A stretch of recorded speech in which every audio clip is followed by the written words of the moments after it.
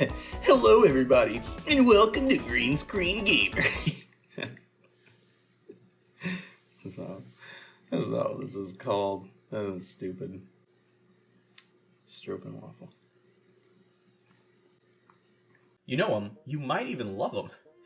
Even if it's a little frowned upon in certain societies. And chances are, even if you've been living under a rock for the past 89 years, you've most likely seen references or parodies of the famous iconic shot of the monkey hanging off the tall building, or the Empire State Building, whatever you want to call it. King Kong.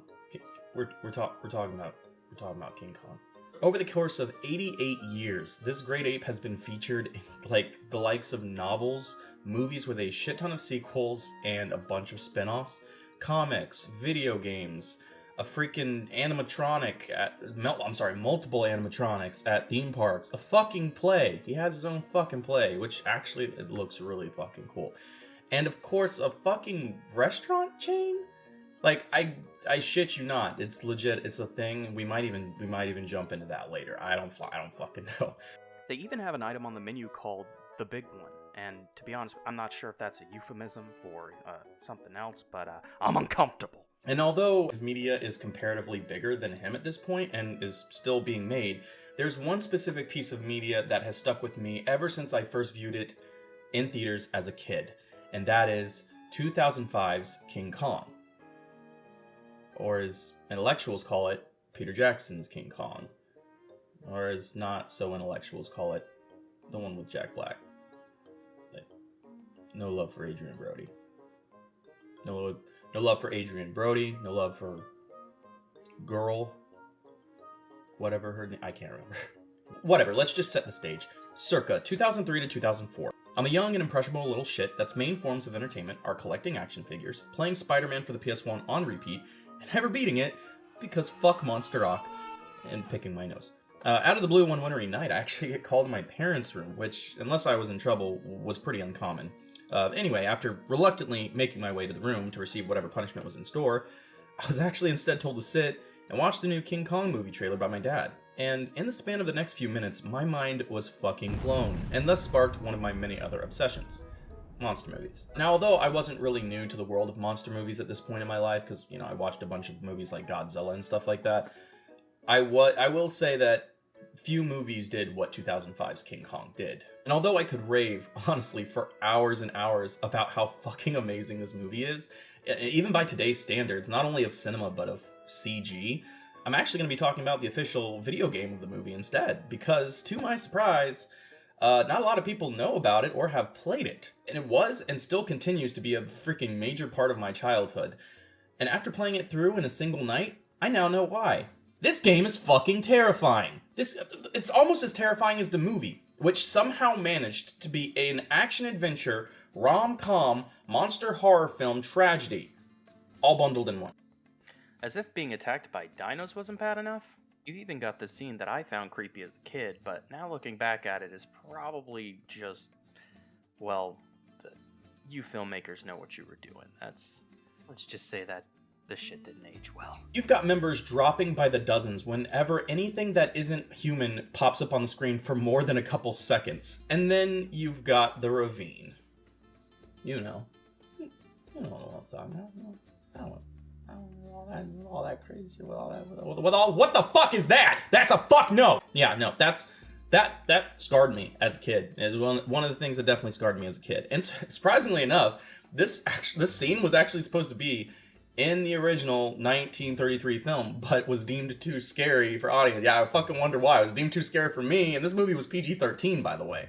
But surprisingly enough, Peter Jackson, I believe it was with the release of the DVD, or it was the extended edition, one or the other, had bonus features that actually had a version that he had a team create in the original style of the 1933 film, specifically for the release of 2005, which is fucking insane, and it's a pretty nice little factoid. I would love to keep running down all these other factoids with you all. However, we're talking about the game today.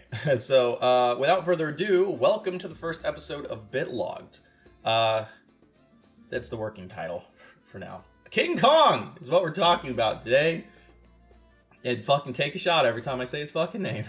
So let's jump into the game. Normally I'd give you a brief summary of the game that's generally found in the instruction booklet, but for some reason they didn't have a summary in the instruction booklet. But I do have this movie ticket that expired a few years ago. Long story short, survivors went to the island after being tricked by Jack Black. Anne gets kidnapped by Kong. Group goes after Anne. Most of group dies. Kong fights dinos, falls in love with Anne. Adrian Brody saves Anne. Kong gets lured, knocked out, dragged to New York, and then gets killed by airplanes. The stories are essentially the same, the meat of it all, aside from how some events took place, and I've kind of listed the most notable differences between the movie and the game. So here they go. So first off, you only land on the island once, and this is after you crash land here, and you get separated from another group. Initially, you only went in with a film crew, but in this one, your group consists of Jack Black, Anne, Hayes, and later on Jimmy. Maybe they just didn't want to model everybody else. Bruce Baxter? Yeah, you remember this guy, right? That charmer? That guy who saves you from this goddamn nightmarish, hellish ravine? Yeah, he ain't even in this game. That guy don't even exist. They don't even mention him. Like, he's a pretty big, he's pretty big. He's pretty big in the movie. It's just funny, they don't ever mention him. But yeah, you know what, it's whatever. Maybe this was timed with the release of the movie, and Bruce Baxter was kind of like put in last minute, I don't even know. Unlike the movie, Jack actually sees when Kong takes Anne. Lumpy and the others die in different ways. Similar ways, I believe, for Lumpy. They just kind of fall into a ravine, but you don't really see what happens to him after that, so maybe they might even still be alive. I don't know. Hayes dies from getting smacked the shit out of in the movie against a fucking, like, rock. But in the game, he just gets stepped on by a V-Rex, so it's kind of like... And both are his fault, by the way. Like, he didn't have to do either of the things he did, but he did. The ravine scene, the one that, kept you up at night, made you wet your fucking bed. Yeah, that scene, that ain't even fucking here. You do fall into a ravine, but it's a thin fucking corridor with no enemies. That's it. It might as well be a cutscene at that point. Unlike the movie, Jack gets constantly separated from the group. Oh yeah, Captain Englehorn has a fucking plane that he uses to drop ammo throughout the island and get Jimmy back to the ship. Like, could we not have found a different way of doing this? I don't know. Maybe it's just me and situational shit. One of the biggest differences between this movie and the game is the fact that Kong never ice skated in Central Park. That's fucked. That would have been a pretty cool minigame. I would have been all for that. We also never really get to see anything from the boat portion of the film, which is kind of our direct link to remotely giving a shit about any of the characters that die in this movie. And it's like, look, I get the boat scene might be pretty long, but considering we were learning about everybody's backstories and their personalities, it made it worthwhile when they were killed off. To an extent, somewhat anyway. But here in the game, we don't even get a sense that Adrian gives a shit about Anne. Hell, half the time he just sounds like a really desperate creep who views her OnlyFans at hourly intervals and tries to send her random creepy messages at like 3 a.m. in the morning. Thanks. Nice work, you got good aim. I can usually hit my target. I noticed. And it's not like they had to do any extra work. Like, they didn't have to do any cutscenes using in-game assets. They legitimately use footage from the actual movie to set the stage for the game. Like, all we needed was the scene where they kiss, and that would have been enough to know, yep, they fucking, and they kind of give a shit about each other. Instead, what we are shown is Jack Black's motivation, sort of like that trailer that they show, which in my opinion, in the game, he seems a little bit more grounded and less selfish. Almost like he's not a villain, even though he's still technically the reason that you're there. And maybe it could be because all he ever does is talk about how incredible the island is. This island is amazing. Come on, boys. This is the chance of a lifetime. We're on the legendary Skull Island. This island is really fantastic. And being a genuine help in combat. Sometimes. Other than the fact that Jack Black is, obviously, that we're talking about his motivation, they also show some random images of a map, and then when the Venture hits the wall of jagged rocks, and that's it. Although the story ends the same, one of the coolest things about video games back in the day is that they had the ability to add in alternate endings. So for instance, the Star Wars Episode 3 game actually had an alternate ending that you could unlock later on, which allowed you to play as Anakin, and well, let's just say that in this DLC, Obi-Wan's high ground didn't mean diddly shit, because you just jump right the fuck over him, stab him in the back. Then, when Palpatine's like, yes, you did it, you fucking kill him too, fuck him. You rule the galaxy as Anakin Skywalker. You don't even turn into like the full-on Darth Vader, even though I'm pretty sure that's still his name, but anyway, although King Kong's ending is nowhere near as cool as Star Wars Episode 3's, alternate ending, it's still pretty cool because you get to play as Jack and Englehorn pretty much trying to protect King Kong by using a plane, and shooting fucking goddamn soldiers of the United States military down. I shit you not. I don't know. I mean, the good thing about this is that Kong survives. The bad thing is about the war crimes that you just committed in order to allow that to happen. And on top of that, I mean, realistically, this ending it's a no, dude. It's the fuck no.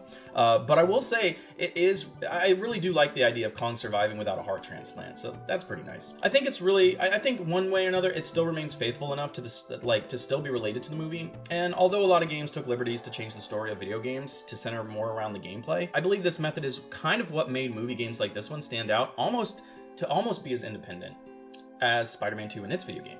Almost, but not quite there, because Spider-Man 2 is fucking awesome, dude. In a lot of ways, I actually think the story in this game makes a bit more sense, considering how stranded you are and how it felt more like a fight for survival, like you trying to get off the island and a sort of like a side quest at this point, even though like that's kind of the whole point of the game is just going after Anne. The story is good and all, but it wouldn't be a game if it was only story.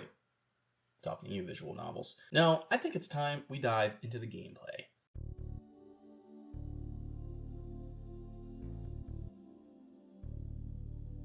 This game puts you in the role of a faceless Adrian Brody. I shit you not, I don't think they actually made a fucking model for him. But, I mean, look at him. How are you going to capture all those angles on such primitive hardware on your limited parties? Oh, that's right. You can't. Hell, even the instruction booklet just considers you a pair of fucking hands holding a gun, but whatever. This game is part first-person shooter, part monkey sim. And honestly, it does a pretty good job of mixing the two. Granted, you will play as Adrian significantly more than King Kong, but part of me felt like the King Kong segments were earned after you played a specific section of Adrian's story in this game. In this game, Adrian does have quite a few mechanics that actually can work well together and make gameplay fun and rewarding. Right within the first few minutes of the game, you're actually taught how to shoot. However, similar to survival horror games, ammo is not always in plentiful supply, considering Englehorn has to drop it off. The only other form of defense you have is in the form of spears and bones. And spears are generally found sticking in the ground and are unfortunately limited, whereas bones can be found in carcasses, which litter the entire island, and seem to be unlimited. I'm pretty sure they're unlimited. The good thing about these is both of these come in handy to keep enemies at bay and bullets in your gun conserved. Not only can you throw these spears, but you can also poke enemies with them to gain some distance, even if this can be dangerous, and will start to splinter if you do it long enough and eventually break. And the same thing will happen if you throw it too many times, it'll eventually break. Spears and bones, however, aren't just used for protecting yourself, they're actually also used for solving puzzles in the environments.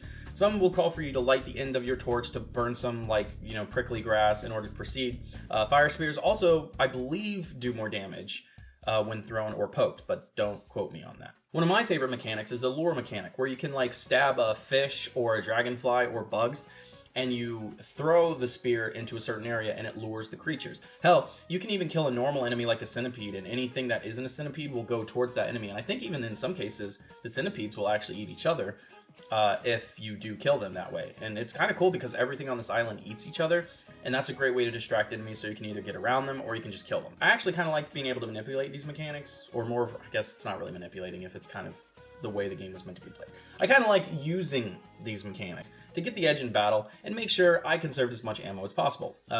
For instance, if there was an area I saw with fire torches hanging above a dry patch of grass, and enemies that I could lure to said area, I would poke an animal, toss it into the dry grass, shoot the torch with my gun, killing 3 enemies with 1 bullet, instead of having to waste multiple bullets on all 3 enemies. Tactics like this made the game feel fucking satisfying and gave me big boy brain energy. Even though this game does a wonderful job of being a decent first-person shooter, fortunately, not all that glitters is fucking gold. Controls can be a bit wonky when traversing with Jack, and one of the main issues I ran into, while technically being a graphical issue, was drops in frame rates due to the amount of things on the screen at the same time. Enemies would sometimes slow the game down to what seemed like a crawl and make my shots that I fired miss, because half the time I'd be spraying fire left, right, up, down, anywhere that wasn't the fucking enemy, essentially. Now, for the most part, especially later on, ammo becomes plentiful, so this problem isn't really as bad later on, but it is still frustrating to deal with nonetheless. If I did have to give this whole thing a compliment sandwich, though, I'd at least say the game was made with the intention of playing without a HUD or aiming cursor, which is kind of cool and leads to probably the most immersive experience I've had on the PS2, or at least as much as you can have when Jack Black looks like this. And the cool thing about it is, you can actually hear the ammo count spoken out by Adrian Brody himself, and it's all by the touch of a button. And honestly, this mechanic is really fucking cool when it works. Unfortunately for me, it almost never did. It got to the point where I just gave up trying to get Jack to tell me how much ammo he had, and I decided to pop on the HUD so I had some peace of mind going into any battle. Speaking of immersion, also, speaking of speaking, you can actually use the same mechanic to talk to the NPCs, which is kind of cool because you can just kind of like talk to them, ask them how they're doing. They'll be like, yeah, I just shat myself. That was a big dino. I'm starving. I'm hungry. This place sucks. I don't want to be here. One of the cool things about this too is if they're holding onto a weapon that you know would be much better used in your hands, you can actually do the same action and they'll actually pass you the weapon. This mechanic made it easy for me personally to farm guns and ensure that if I ever ran out, I could just steal my partners and leave them with nothing. Cause fuck them. If there's anything that drove me more crazy throughout this game, it was the absolutely god-awful AI that was any of my fucking teammates. Part of me understands they can't be gods, but they legitimately never did anything for me that wasn't scripted, and sometimes even then they fucking failed me. I once had a segment, which I later figured out how to get past, but during the time, you get into this cave, and you're trying to get through this door, and they are just like, here they come, and it's a fuck ton of raptors. I killed the set that was there, and I was like, okay, cool. I see 2 passages on the left and right. Let me go to either one. Every time I took 2 steps away from the fucking spire up here, all I get is this.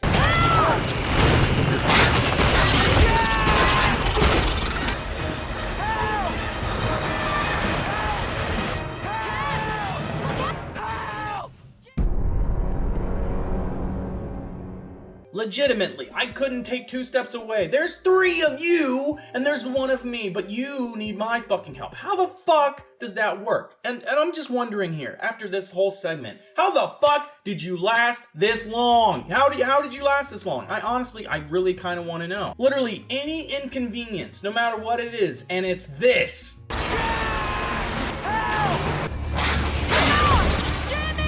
Like, bitch, I'm a fucking writer. What do you want from me? It's especially shitty when you aren't able to save them, but there's 2 fuckheads standing right there that can do something. And in case you need more convincing, here's this. Here, look at this. Good thing is you don't have to pick them up, but, you know, the NPCs half the time don't. And just so you know, the NPCs are all for themselves. Every man for themselves, except for you, which they want you to do literally everything.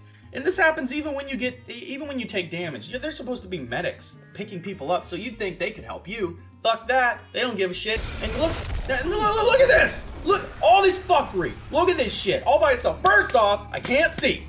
And all I hear are these goddamn opera bitches. So now I can't see, I can't hear, and I'm still just a goddamn writer. And I might as well be alone on this island at this fucking point. The worst part about damage is it only takes 2 fucking hits. 2, that's it. Doesn't matter if it's a centipede, doesn't matter if it's fucking V-Rex. Jack can only sustain 2 hits. That's it. And like I said, you spend quite a bit of time playing as Jack. And the worst time for this is when you have no ammo, 1 spear, and there's just a fuck ton of raptors. I will say the variety of guns is nice, and being able to choose what weapons you go into is a pretty nice feature, but I'd prefer if they would just let you hoard all the guns and then just kind of pick up ammo along the way and maybe have to do more inventory management for how much ammo you have. I felt like that would probably be a better kind of mechanic, but considering that this game doesn't really want you to have like more than 1 thing on you at a time, I could tell they were really just trying to make it simple. Like, you can only hold 1 gun, you can only hold 1 spear at a time. Another thing that felt somewhat like a chore was the puzzles, which, you know, generally consist of you finding these wooden sticks thingies and poking them into these pillars and then turning the pillars, or utilizing, you know, trying to use fire to burn the path that's blocking, or to burn grass that's blocking your path. That's essentially what it is for. These weren't really bad per se, and they never really were like, oh my god, this is a head scratcher here. But it was really kind of just took up more time. It was really annoying. Honestly, if there was a bit more complexity to these puzzles, I felt like I might actually enjoy them a bit more. But, you know, it is what it is. I could go on multiple tangents about the linearity in the beginning versus the confusing as shit level design that's present in the later parts of the game. Or I could even talk about how there's a crouch feature that seems to do virtually nothing. It's just in the game because why not? But instead, I'm going to talk about Kong. So Kong's gameplay is fucking awesome. If you're just it's literally just you running around as King Kong in third person, smacking the shit out of flying enemies and raptors, and climbing. Kong's gameplay is probably the most simple and linear, considering you can only move forward, dash, attack, punch, do repeated button press minigames, parkour, use and to help you traverse areas, and go bananas. Anyway, yeah, this is just stupid fun. It's really satisfying to break the shit out of a dino jaw. I will say, traversing the walls can be wonky, and falling off from nothing here made no sense and kind of pissed me off. Honestly, overall, Kong segments are just fun to play and destroy everything in your path. That's it. There's not much else to say about Kong's gameplay. Another cool feature is the extras menu. After beating the game, several extras are unlocked, including art galleries, which are actually interactive galleries that are set in museums. Like, ideas like this were used back in the day for, like, Namco Museum on the PS1, which is still pretty cool to see them, like, in sort of, I guess, in this version of the next-gen game. And it actually gives you static enemy models on display so you can get a closer look at the things trying to kill you on the island. In order to keep you playing through the game, they do incorporate a point system, which allows you to unlock more extras after playing through the game again and getting points through the levels. The only downside to this is that some of the extras can only be unlocked using codes you get from a website called KingKongGame.com, and unfortunately, this website no longer exists.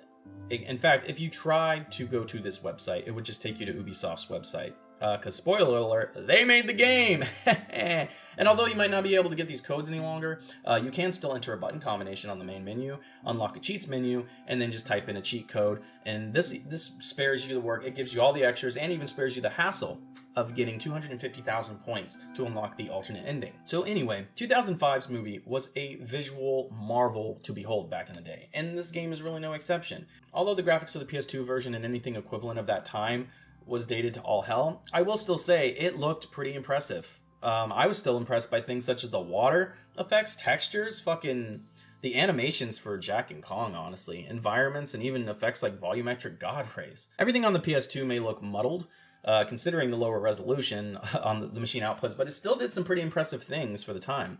I'd have to say the best version, the best looking version, would be the Xbox 360 version. I think they did a better job on that one than anything, and they didn't even put it on PS3 because PS3 hadn't come out by then. I think it came out in 2006. And if you were trying to get this game for the Xbox, it's going to run you at least $44 to $120, depending on where you get it from. Whereas this game I got back in the day for $269. So, I mean, hey, you know, what can I say? That's just what happened. And while what I recorded on the PS2 did have frame drops, is, you know, the Xbox 360 apparently has frame drops as well. But considering that was like one of the first cross-gen games like that, honestly, it still looks really fucking good. One of the main things I looked for, especially in a game like this, was how much the characters looked like their actor counterparts. And that's Jack Black, all right. And even if the version I played on didn't have all the shine effects and higher quality textures, there were times where the frame rate did hit 60, or at least it felt like it hit 60 throughout my playthrough. And some of the hair effects, like Anne's hair, just had a really cool, it just looked cool. And I mean, you could tell it was stylized, but it still looked good. I believe that even if a game has bad graphics, as long as it's fun and doesn't affect gameplay, it's fine. But of course, I did run into the issue with frame drops, which for the most part was kind of only a more minor convenience than anything. I was also a bit disappointed to never see any of those crazy lush environments that you see in the actual movie, like those green cascades and all that. So like those looked, I mean, all those planes, they just looked really, really cool. And obviously this game was going for more of like a linear area and stuff like that. But even still, that's just a nitpick, because in the end I still found myself standing in awe at the edge of a cliff, noticing landmarks and the skybox, and it just looked really gorgeous. It honestly had sort of a cinematic and even a screenshot worthy moments, especially if you use filters, which you can also add to give it like a sepia, black and white, and have, like, you know, the famous 4:3 ratio, or 4:3 with movie box black lines. Yeah, it's pretty cool. All right, next up, we're going to talk about sound, because sound design can make or break a game sometimes, and honestly, I feel like this game did a pretty good job. The score alone is somber, it's mysterious, and it's somewhat haunting. It's the first thing you hear when you're in the main menu. I mean, during your time on the island, you don't really hear music every second. It kind of only, you know, it's more like ambient sound until a battle starts, and then it's like and then you know, that's pretty much what it is. Sound effects are fun as well, from the gun reloading to Jack whispering creepy things to Anne, to fucking King Kong shredding my fucking speakers with his goddamn roar. Like, all the sound effects sound like they belong, and even the menu sounds are really cool because they're a little typewriter. You get it because Adrian Brody is a writer. He's a writer, guys. All right, so let's talk about the voices, shall we? Back in the day, and most likely under contract, they would have the stars that actually played those characters voice the characters in the game. That's right. So Jack Black plays himself in the game. Same with Adrian Brody. Same with Girl. And it's fun because honestly, even if they're not the best actors, or at least voice actors, and God, maybe they might not even be the best actors either, I would still prefer their voice in comparison to some random and just using the likeness of them. Ultimately, I guess it goes without saying that the ideas, the concepts, and even the mechanics presented in this game were not the biggest thing, I think, for the time, but for the game to be so different from the source material, enough to have its own recognized identity, even if it is a bit obscure, is impressive, and kind of deserves more love and possibly even a remaster, with modern day standards applied. I mean, maybe not like, you know, Ubisoft's famous DLC or gold editions, talking to you, Assassin's Creed and Far Cry, but maybe something that, you know, does the game justice and improves upon the flaws that were, you know, held back by technical limitations back in the time.